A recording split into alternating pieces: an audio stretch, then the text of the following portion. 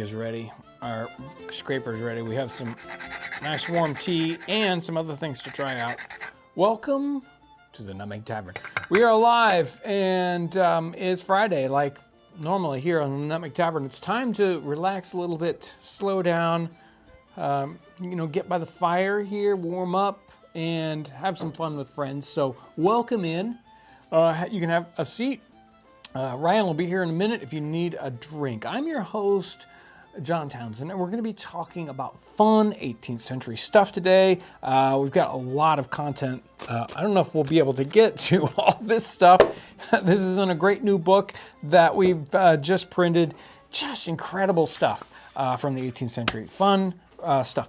Also, recently we did the raspberry wine episode. We have the taste testing. I have not tasted this from the very time that we tasted it on the the episode that we did. I don't know, 3 weeks ago now. So here it is, ready to taste out, and he's almost ready.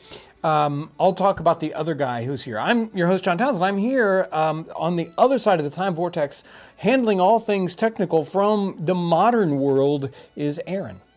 Hey everyone, happy Friday. Thanks for being here.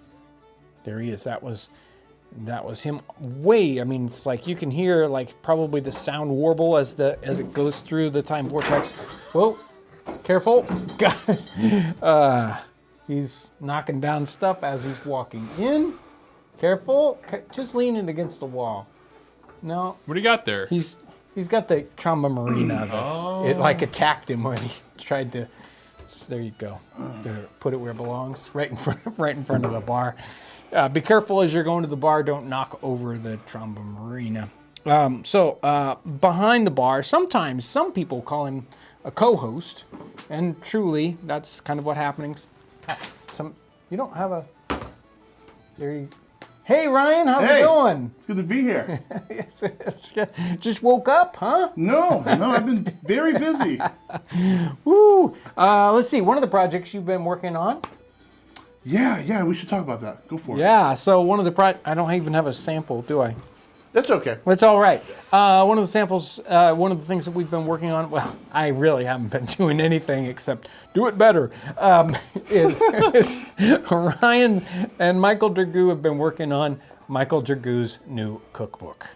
And it's going out for the final proof. So pretty soon, that's going to be a thing that's available. And I'm excited about seeing that in its finally finished form. We've been tug-of-warring with the printers on this, but... Right, that's really been the main source of just like, okay, we have had a few different proof versions because stuff doesn't always print just like you want it to. And so, but it's a super exciting cookbook. It's got over 70 recipes in it. He's got it split up into hors d'oeuvres and made dishes. There's some soups. There's some like sauces. There's some desserts. It's really, really great. Yeah, some of them we've done on the channel. Yeah. Right. Uh-huh. So that'll be neat. Watch this space. Hopefully within, I don't know. Let's just say very soon. 4 weeks, somewhere in there. Very soon, and you guys will absolutely be among the first to know. You'll know first. We'll do a live stream with Michael and all that. Fun stuff. What do you think? Do we try out this wine or do we let it does it need to breathe? I'm thirsty. You ready? Well, let's go. You have yours. You've got one? Cheers, guys. Oh, look at that. So there it is. You can see the wonderful coloration on it. That's good. What happens if you hold it in front of the candle? Can you actually see better? I don't know. That's right. If it Oh, catches fire and Ooh. explodes. Look at that. That's kind of fun. Pretty. Yeah. There you go. So it's got nice coloration. It smells like, it doesn't smell like a hard or a dry wine. It smells like jelly.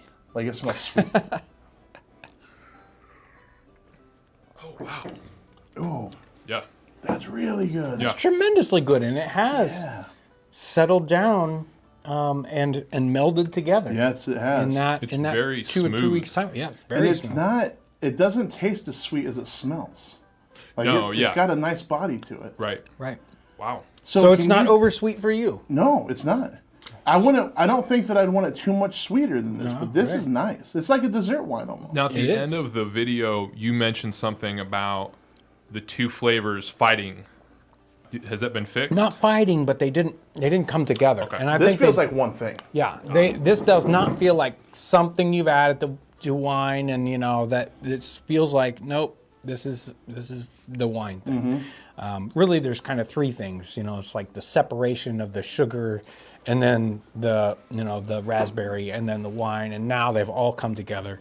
It's got a nice color to it. Can you remind me what all went into this? Well, I mean, that was it. That was it? We That had was everything? we had our raspberries that did their own kind of fermentation. Uh-huh. So you let them percolate just a little bit after you mash them, and you take out all the solids.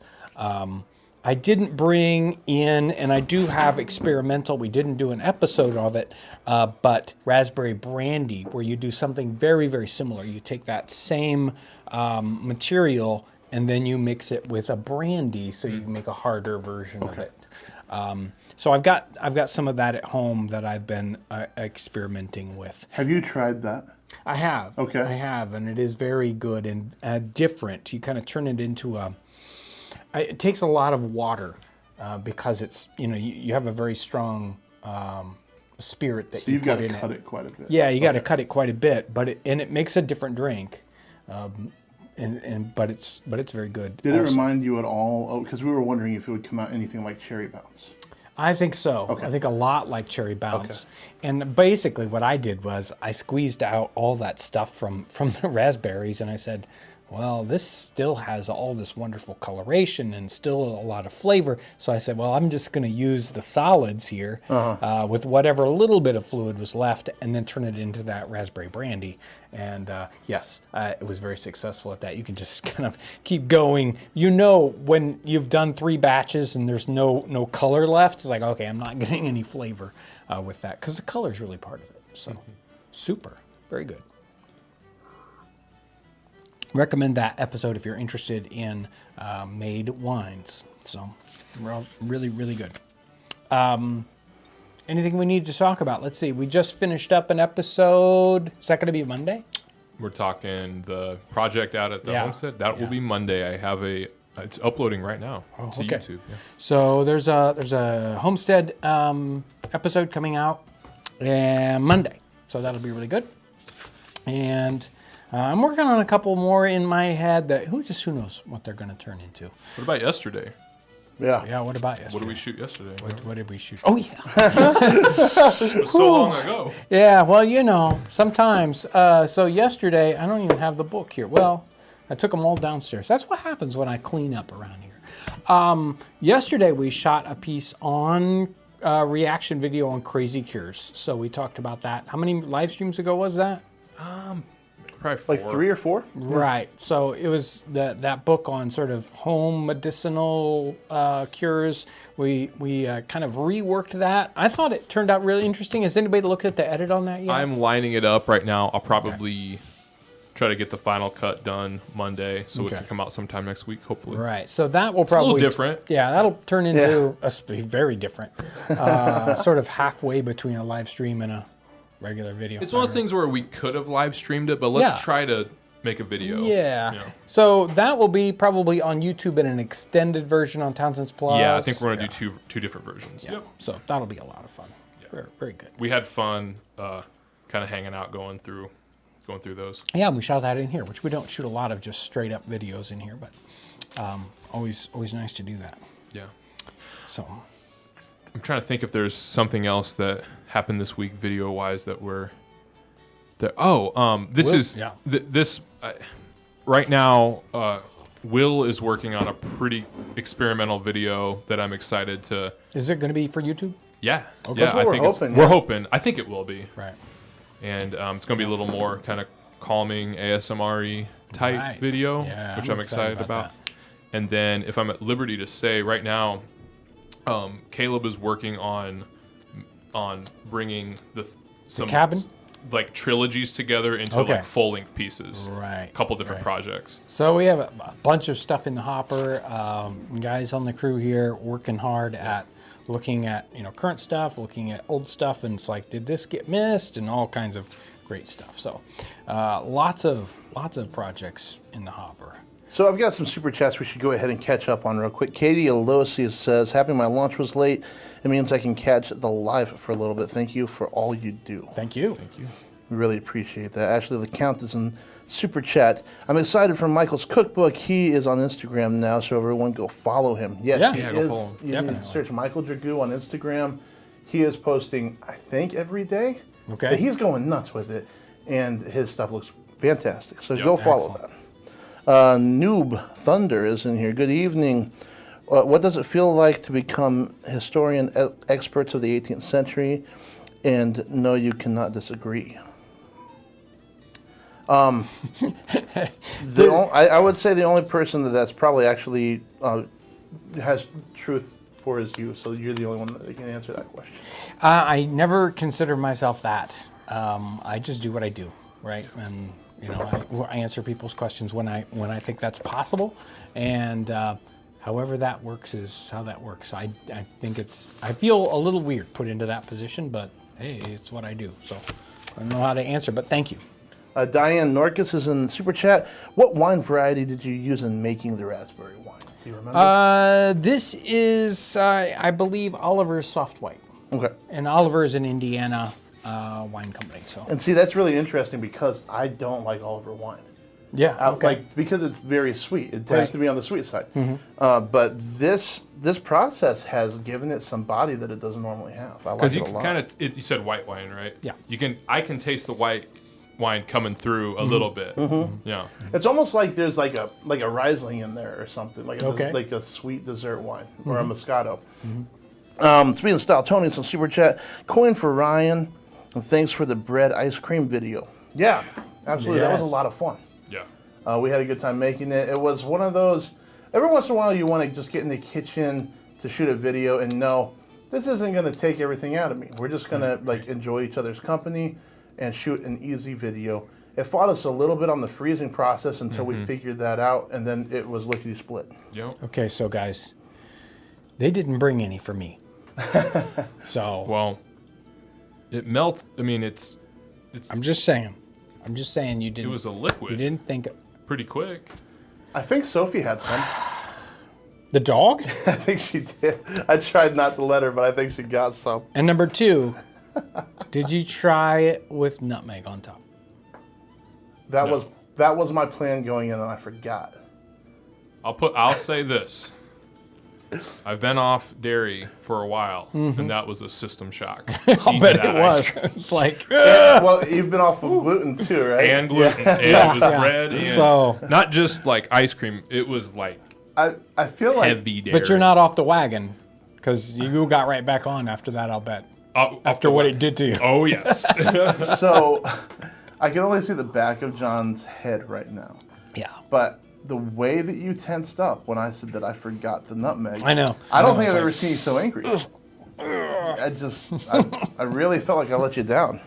Before we jump into the content, you got any more? I got one more. Okay. Phil Columbus in Super Chat. Love ASMR. I think you do a blacksmith episode. You did do a blacksmith. I don't know all that. Hey, blacksmithing makes for good ASMR. Really? It's if you can get the levels on the hammer hits down, it makes for a nice video. Did we do one of those? I thought we did. Yes, sir. Because there was the axe handle one, right? Axe handle, and then Brandon made, I can't remember exactly what he made, but it's called like Day in the Life of a Blacksmith. Well, we even talked about doing one where John and I make bread together. Yes. Yeah. And that, I think a lot of those noises, just like dough hitting the table and the rolling, and so that could be really fun. That should still be We in have the done hopper. so many videos, we can't even remember all the videos we've done. I don't even remember cutting some that I cut or being there. Max are cool in Super Chat. Happy Friday to the tavern, and much thanks to the Townsends team for another lovely Friday. Thank you, Max are cool. Thank you. No, we're good? Yeah, I mean, I want to. Yep. I'm sorry. Go ahead. Let me get to the brand new Patreon, PayPal, and Townsends Plus people real quick, and then we can get back into it. Brand new folks on Patreon: Ron Banks, Travis Roush, Lisa, and Aaron Stout. Those are new Patreon people. I like to go into the back catalog and find those folks that have been doing that for years, like 5 years. Derek Bell, Kurt Cranford, Layla McConaughey, and Andrew Nichols, all those folks, they've been in there so long and continue to help support us. Also, brand new Townsends Plus people, Linda L., James S., Mark P., and so many other folks over on Townsends Plus. So super thank you.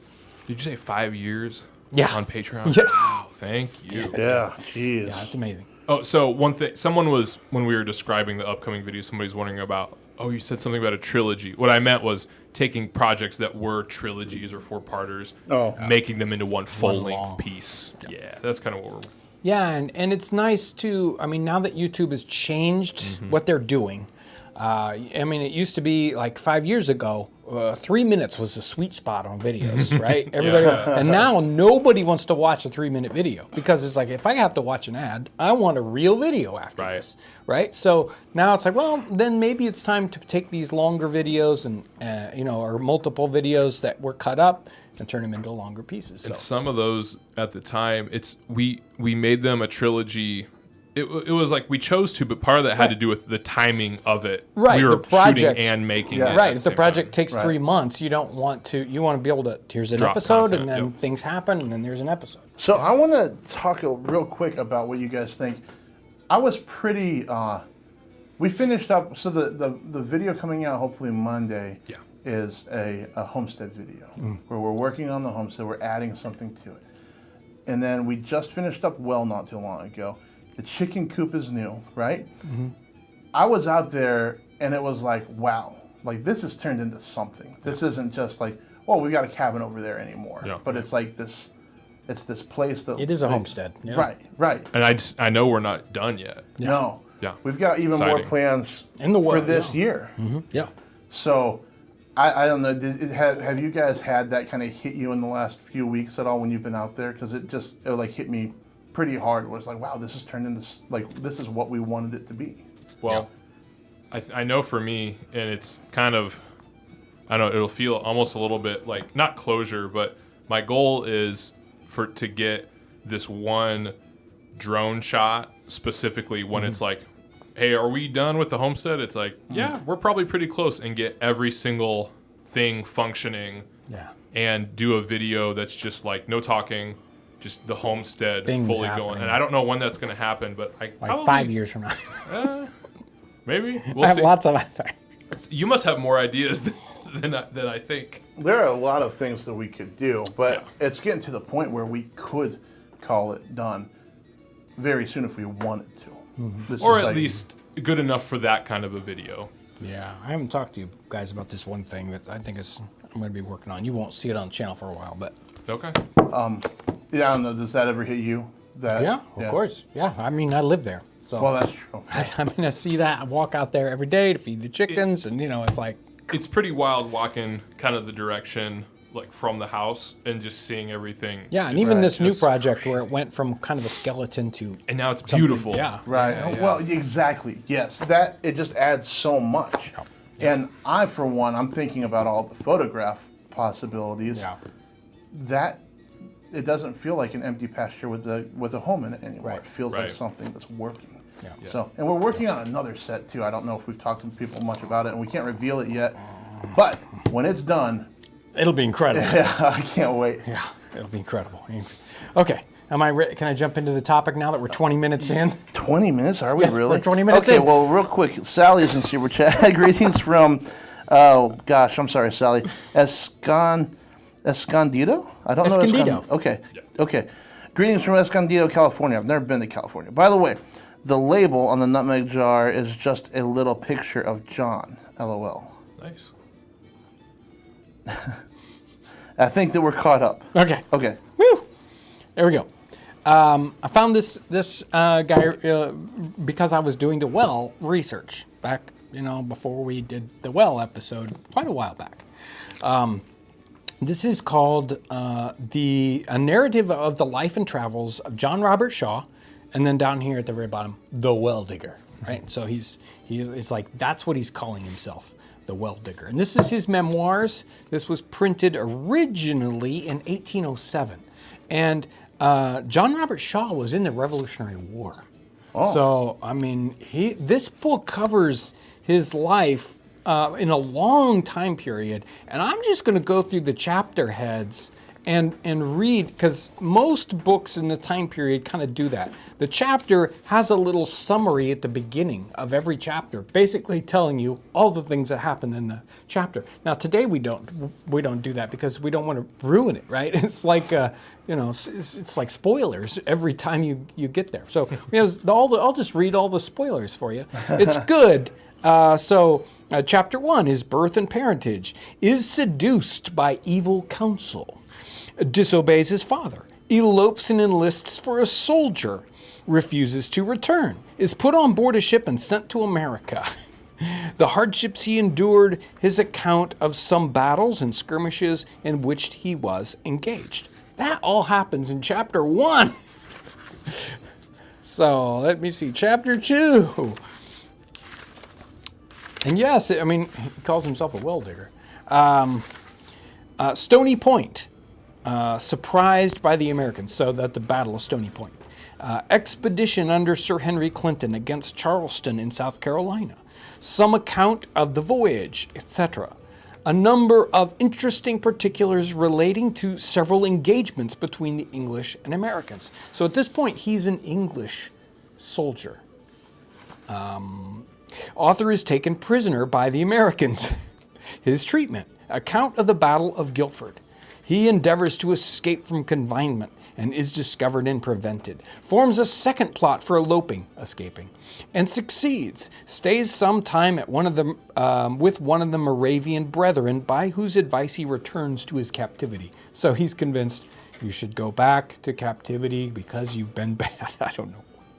An account of a frolic, and he uses this word a lot, a frolic which he had in company with some of Burgoyne's men. The sentry gets drunk and lets them escape. They disperse in different directions. The author goes to work in the country and enlists sometime after in the American Army, gets married, etc. I like that. This is like, oh yeah, and I got married. Yeah, right. Afterthought. Right. This chapter is like a variety of particulars, so there's nothing that hard. Boy, this chapter 5. Second revolt of the Pennsylvania line. The army is disbanded. The author, having spent his money, goes to work in the country, travels to different places. 2 companies raised for the purpose of dispossessing the inhabitants of Wyoming. Our author joins them. A road opens through the wilderness. Our author is frostbitten, gets his shoulder dislocated, is in danger of drowning in the Susquehanna, goes to a still house, drinks excessively. Well, all right. Falls down as if dead. Is carried to the barracks, where he conducts like a madman, jumps down the chimney, and runs to a cliff by the side of a river, leaps down from thence, and takes his seat on a cake of ice, floats down until he is taken out by some of his acquaintances. This guy is trouble. Let me tell you. I think that I've seen that guy at parties before. It's that guy, right? Chapter 6, an extraordinary inundation of the Susquehanna. Uncommon method of felling timber. The Yankees expelled by force. The author sets out again for Philadelphia. Account of a woman and 2 children being frozen to death. Arrives at Philadelphia. Goes with some sailors to the sign of the Battle of the Kegs. That's like a tavern name, Battle of the Kegs. Explanation of the sign. Continues his frolic until his money is all spent. Goes to work again. Enlists soon after as a soldier in Harmer's expedition. So he's been a soldier 4 different times at this point. Author proceeds with the army to Fort McIntosh, is employed with some others in boating provisions and merchandise down the river, narrowly escapes being lost in the river, is discharged as an invalid and recommended to the legislature as deserving a pension, is disappointed in receiving the expected pension. But a charitable contribution is raised for his relief by members of the legislature, leaves the city, travels as a charitable object from place to place. He's still not dug any wells. Meets with several adventures, turns fortune teller, etc. Maybe he just claims I am the well digger. Yeah, I am the well digger. It's setting up the future. It's his alias. Yes. Author starts for New London, travels through and works at different places, proceeds to Philadelphia, contracts a temporary marriage. I don't know what happened to his first one. Taken short at night, the effects of sour cider, arrives in Philadelphia again, leaves there, commences well digging, at which he narrowly escapes death. See, I told you it was dangerous. Well, he was digging. Yeah. Yeah. Oh, yeah. Enlists as a soldier, again, arrives at Washington, St. Clair's defeat, is discharged, again. Let's see. He's in Philadelphia most of the time? Yeah, a lot. Because I feel that's very fitting because, Ryan, don't these sound like Always Sunny episode titles? Yes, they do. Yes, they do. Philadelphia. And I am wondering, is he the Rowdy Soul? Is this? I This think is he who it's might be based the Rowdy Soul. There's some great stories that I can't tell here on the live stream. Oh, really? Yeah. Oh. Author proceeds to Frankfurt, parts with his comrade, experiences a variety of vicissitudes, and works at different places until he arrives at Lexington, Kentucky, at which place and its vicinity he meets with a number of adventures. Well, he's already met with a number of adventures, particularly that of seeing a vision, and likewise the anxiety of mind which he labors under for an excess of spirituous liquors, and the result thereof, swindled by someone, was blown up, loses the use of one eye, proves the infallible of Bletinism, which I don't know, is blown up a second time. He does a lot of blasting. He blows rocks and stuff. Jeff writes in the chat, he wrestled under the name The Well Digger for a while in Philadelphia. He's blown up a second time. He gets married. I don't know. Again? This is 3, After 4. being blown Right? up twice. Yes. And losing the function of an eye. Yeah. Yes. Gets married, has a son, a daughter, and another son, etc. And then... Now he's got a whole crew for his... Yeah, it's like, you dig wells while I do whatever. Author moves to Shelby County and back again to Lexington, leases a lot and a quarry. He does a lot of quarrying. Prospers in the world. Goes to Knob Lick to dig for salt water. Is blown up again. This is number 3. 3 times. Yeah, is conveyed to Lexington in a deplorable situation. A poetic advertisement, an account of the different wells the proprietor names and the depth in feet, which the author has dug, blown up for a 4th time. You'd think after the 3rd time, right? It's like, I don't think I'm going to do that. Don't tell me there is another. Because I will leave. Dr. Fishback's letter to Mr. Bradford, spiritual convictions, and an address to youth, etc., etc., etc. That's what it says right there. So obviously this is, he's like, I've lived to this kind of life, so I really want the youth. Hopefully he's saying, don't live like me at the end. I don't know. I can't remember what happens at the very end. He says, it was a wild ride. He does a lot of these frolics, and he gets into some major trouble here. Frolic. Yeah, when he frolics, he's like, I did a lot of work. Now it's time for a frolic. He's like 14. I think he's 14 or 15. At first, I thought of returning home again, but the dread of paternal chastisement and the ridicule of my acquaintance to which I must be exposed in case I came back for the 2nd time banished all thoughts of domestic concerns and firmly fixed my resolution of enlisting as a king's soldier. So on I went to the place of destination. So there were probably recruitment posters, and you go to a place of destination. And arrived there late in the evening. No sooner had I entered the town than, to my great joy, I met one of the 33rd Regiment's recruits, who, when I told him my business, gladly gave me his hand and said, "Come, my fine lad, the king wants soldiers. Come, my fine boy, I'll show you the place where the streets are paved with pancakes, and where the hogs are going through the streets carrying knives and forks on their backs, and crying, 'Who will come and eat?'" Is this at the top of Big Rock Candy Mountain? Yeah, exactly. It's like, oh, the life of the soldier is going to be so good.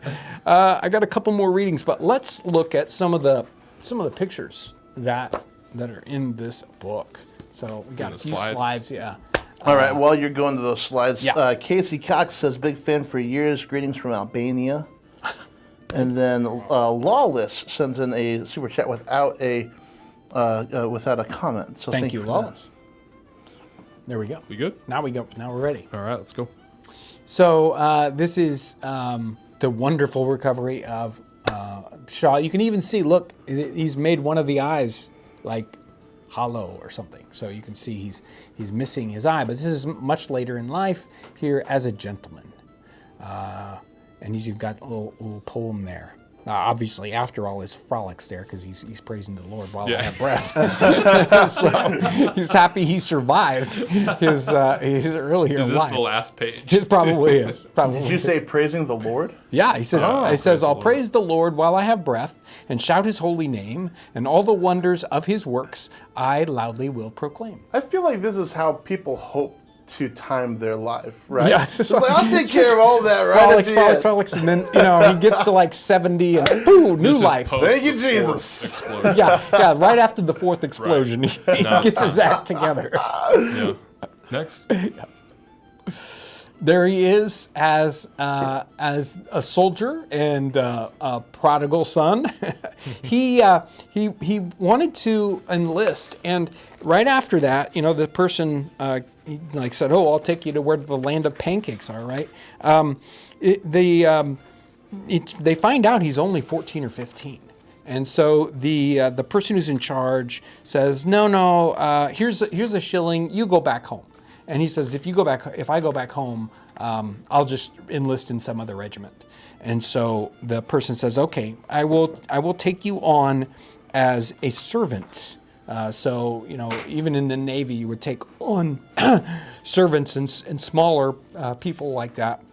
12, 13, 14 years old. So this is him as a very young person. Yeah. The ship None Such in distress. So they're sailing. He talks about his, and many people talk about the ride over being just harrowing, and troop ships are just some of the worst. They're not made for speed, and they're not made for comfort either. They're just like the cheapest way you can get somebody to the other side. Cast away. So, there's shipwreck in here. And he's showing that there's the, little boat there. So lots of things are happening to. This is better than Swiss Family Robinson. It is. He does crazy. He does a crazy quantity of things. No wonder. Thank goodness he writes a book about it. Go ahead. This is where he's talking, and there's a section I'll read about him using divining rods. Being a water witch. He talks about That's it. That's awesome. It's crazy, and I'll read that section. Go ahead. Oh, sorry.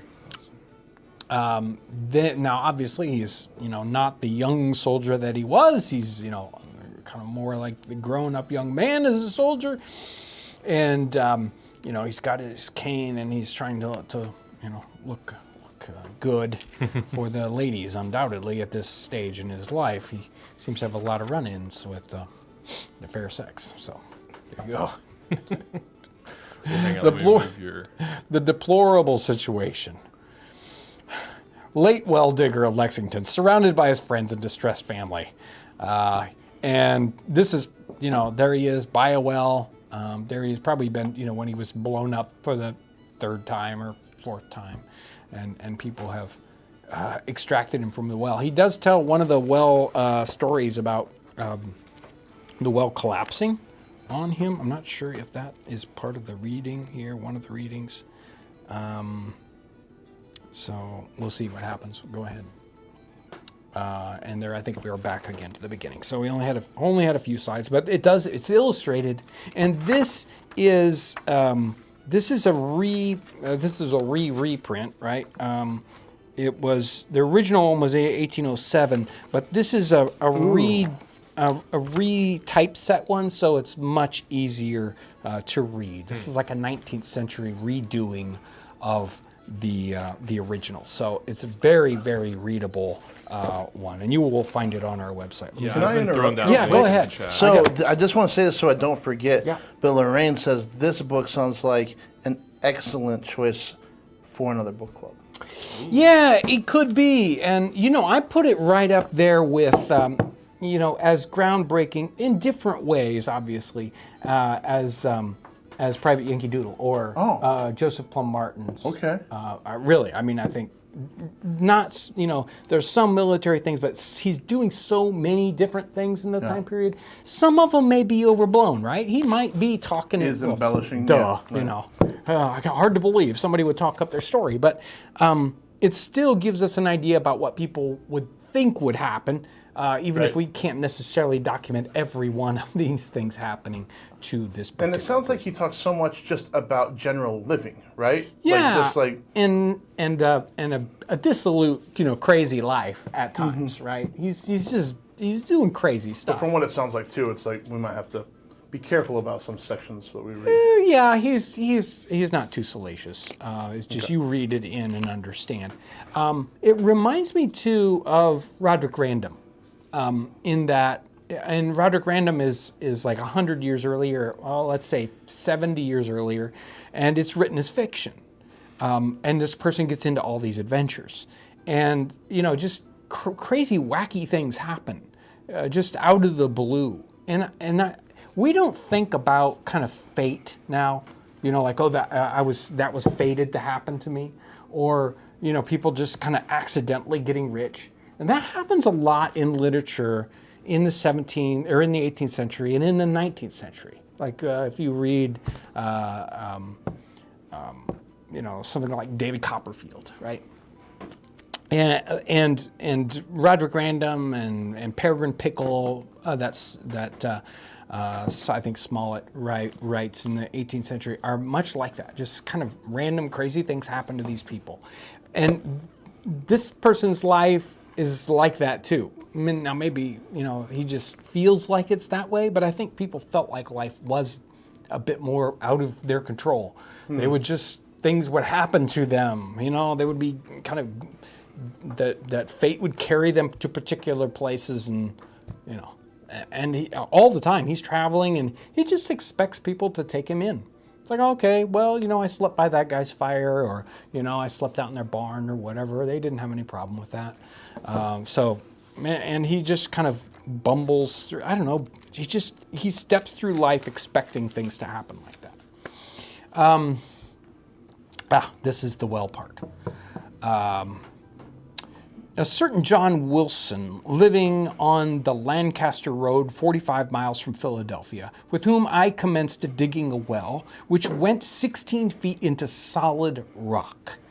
After the completion of which, I opened an old well, which had been left unfinished for 52 years, at which I made very rapid progress and soon ensured to finish it for him, even provided the devil was at the bottom of it, which I accordingly did, though unfortunately it had like to have cost me dear.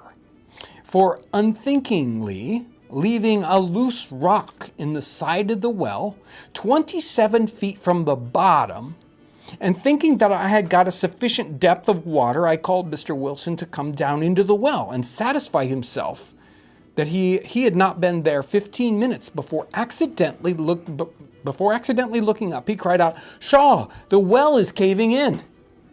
Can you imagine? You're like 30 feet down. The well is caving in. I looked up and to my great surprise saw the rock above mentioned tumbling down, which struck the bottom of the well first and then rolled on my left leg and then onto Wilson's left arm, which it broke into pieces. And there held us fast until the neighbors extricated us.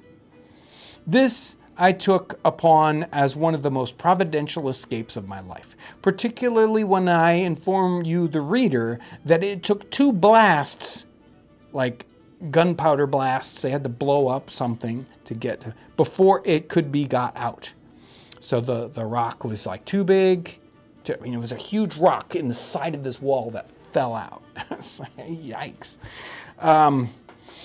My leg was not much injured, but Mr. Wilson will remain a cripple the residue of his days. After finishing the well, I felt anxious for a frolic, and therefore started for Philadelphia, where I paid for the roast before I got back. I don't know what that means, but whoa. And he does this a lot. He'll like finish up wells that are partly dug. So maybe somebody dug a well, they got tired, they got down so far, no water. And he's like, I will find water, regardless how deep I have to go. Center of the earth, we'll find water. Whew. Let's see, here we go. This isn't too long after that. I put a bold face to try my fortune once more and left the city, Philadelphia, it being the middle of winter, without shoes. Oh no, this is after an adventure. He ran into he had a frolic, and let's just say all his clothes were stolen. He's down to just a shirt. Someone gives him some old clothes. I've seen that frolic happen before. Yeah, too. It is a bad frolic. I put on a bold face to try my fortune once more and left the city. A lot of people steal clothes. We don't think about people stealing other people's clothes, but they do in that time period because clothes are resold for good money. So your clothes are one of the most, it's like one of the few things you've got that's worth something on some people. Left the city, it being the middle of winter, without shoes or stockings. The rest of my clothes not being worth $1. The ground slightly frozen over, not sufficient to bear me up. Consequently, occasioned the blood to flow abundantly over my feet. On the evening of that day, which I left the city, I called for quarters at a tavern, where I spent freely, going down. I don't know what he means by that. The landlord, looking at me, observed he was afraid that I would rob his house. He looked that bad. I must confess that my appearance was by no means prepossessing. However, he invited me to the fire, where I tarried all night.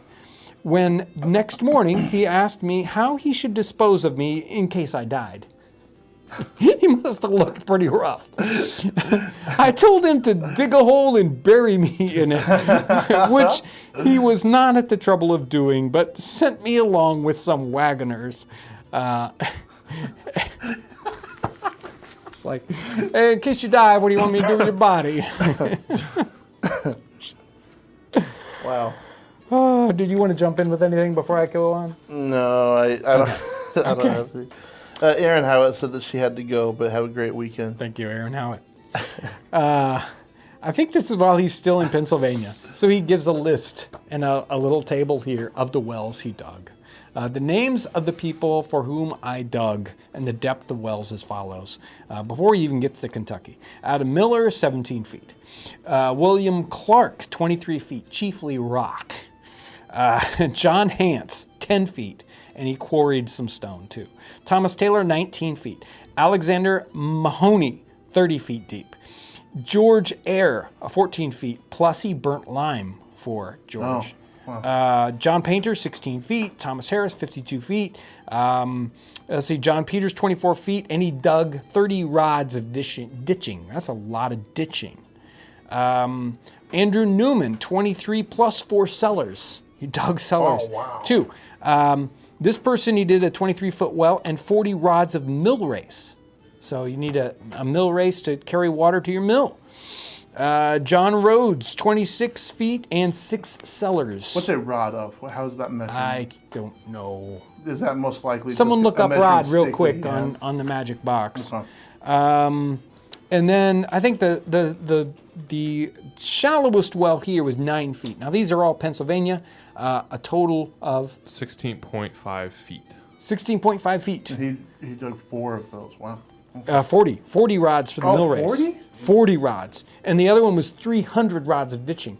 So that was like, 300 times 16 and whatever. That's like a mile of ditching. So in all, 598 or 589 feet of well in Pennsylvania. Well, somebody just said right here, said something about 1/8 of a mile. Well, that's not 16 feet, so I'm not sure what that is referring to. Let's hope it's not 1/8 of a mile. It's not. Everybody else is saying 16 and a half feet. But something just, the name of the book one more time, sorry. Name of the book, A Narrative of the Life and Travels of John Robert Shaw, the Well Digger. You can also find this on archive.org if you want the digital version. Did you create the cover for this? Yes. This is the cover. I did the cover design for it from images inside the book and different things. So that's nice. Awesome. That turned out great. Yeah, that's great. Last little segment here. Let me find the part where I spot. I had spent part of the bounty, so he got bounty for enlisting in the military, like the millionth time, whatever. I spent part of the bounty in purchase of rum. Hard to believe, isn't it? Which I hoped that he would admit into the barracks. So he enlisted again, and he bought a bunch of grog, and he filled canteens. He got half a dozen canteens. He filled them up with grog. So apparently he can buy. It doesn't come in bottles, so he's just loose, and he fills up these canteens. And then he gets sort of, you got to come back, and he says, can I bring it back into the barracks, which he let him do, which I can't imagine. It's like, no, don't bring your stuff in here. I hope you admit it in barracks, which he accordingly did, allowing me one day to get drunk and another day to get still sober. Okay, that's pretty lenient. And making me a present of another $1 besides the one I had spent, which, with many other favors I received from Lieutenant Passmore. Particularly that of his allowing me to work in town, where I dug the first well that ever was in Cincinnati. And by my directions, the well in the garrison was finished, besides a number of other wells which I laid off, and which have been finished since my leaving there, which is a clear demonstration of the infallibility of the forked rod. For I do maintain that there is no danger of failing in procuring water, provided a man digs to the depth prescribed by the man who carries the rod and understands the efficacy of it. So there you go. If you want to know, he swears by the divining rod for finding that water. Now, I think if you're in Cincinnati, I think anywhere you pick to dig down, you're going to find water. Right. But yeah, that's the way it is here. It's like pick a spot, dig. There's going to be water. Yeah, but Cincinnati's on the Ohio. Exactly. Exactly. It's like I've got a mountain of water over there somewhere. Right. It's going to be if we dig down. That's a really, really fun. It is a crazy good book. So it does sound like it would be a good reading book club. Now, again, we've talked about book clubs in the past, and if we do this, maybe the first and the last would be live streams, and then we do the internals as like regular videos, so that they could be. It's a little easier. Live streaming, the reading doesn't allow us to kind of cut out the boring parts, and if there's a little flub, it's much easier to do some quick editing on that. But it would be a fun read. And the neat thing is, printed in 1807, obviously he writes in a very readable way. There are some things that are written in the 17th or 18th and 19th century where you're like, okay, I don't know. What's going on? Yeah, I don't even. It's like trying to read Shakespeare. Okay, this is unless the action is conveyed out, it can be a little hard to understand for the modern reader. But this is written in a very, very readable manner. Occasionally you're like, what? But pretty good. Okay. About time for us to go. Quick recap is... Whoa, that went fast. Right. Monday, we have a video coming out. Monday, video on homestead video. Yes. Yes. And Top on secret. Thursday, a new kind of video that we haven't tried before. That's a hopeful Thursday. Hopefully. Yes. Should be good. Yeah, that should be. I'm like, okay, how's this going to turn out? I'm excited to see how it turns out. Same. So, and then everybody out there, please keep your ear to the ground on the Michael Dragoo cookbook. It is coming. Yes, watch for that. Also, if you're interested in the Well Digger, you can find it on our website. We bought up a batch of them so that if you're interested in that crazy, wacky stories, and also, hey, if I do this for a book club, you can be ahead of the crowd and already have your copy. Michael Dragoo is on Instagram. Michael Dragoo. Michael Dragoo. And we're on Instagram at Townsends_official. If you don't follow us, follow us. Oh, I thought you were gonna like threaten them or something. If you don't follow us, follow us. There you go. Are we there? Did we need anything else? We are so there. It's been crazy good. So much fun to interact with everybody. Hey, and if you get a chance to try, a raspberry wine. Okay, it's too late for raspberries now. I mean, you can get the store raspberries, but It's better than nothing. blackberries might still be harvestable if you were, that kind of person. You could even do this with blueberries. Yeah, that would be interesting. They're prone to not be nearly as sweet. So Yeah, any of those soft fruits like that. I don't know if strawberries would be quite as easy to squeeze the juice out of, but something like blueberries would probably work out really well. Oh, Yeah. mug. Yeah, That's the only other thing. what we do? Today I've been drinking out of the what's this one called? That is the Northern Lights. Northern Blue Lagoon. Lights. Oh, Northern Lights. This is one of the really super nice ones, and boy, if you're interested in a wonderful Nutmeg Tavern coffee mug or tea mug, or whatever you put in it, mug. I'll just call it a mug. You can check those out on the website. We have lots of fun styles right now. They can come and go really quickly. So if you're interested in one of those, you'll enjoy it. I know I do. Mugs come and go so quickly here. Yeah, they do. They do. It has been tremendous, relaxing, fun, hilarious. So glad you've been able to join us and kind of kick back and relax. I know some of you are probably at work, enjoying that time here on the live stream. Thank you for spending some time with us today. Thank you.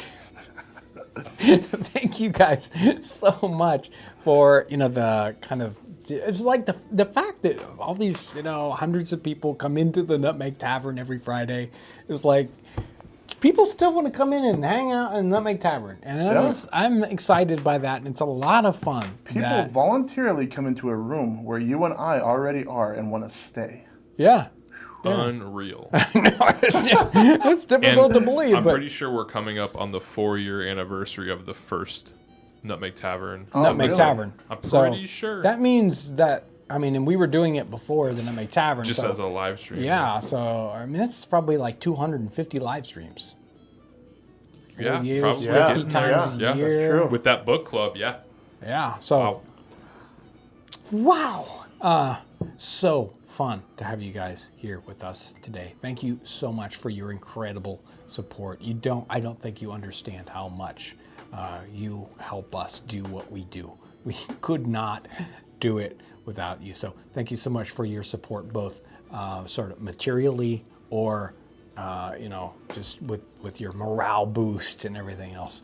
It takes a lot of people to make this thing happen, and you're one of those people. So thank you so much for that. I hope you have a wonderful weekend, and thanks for watching.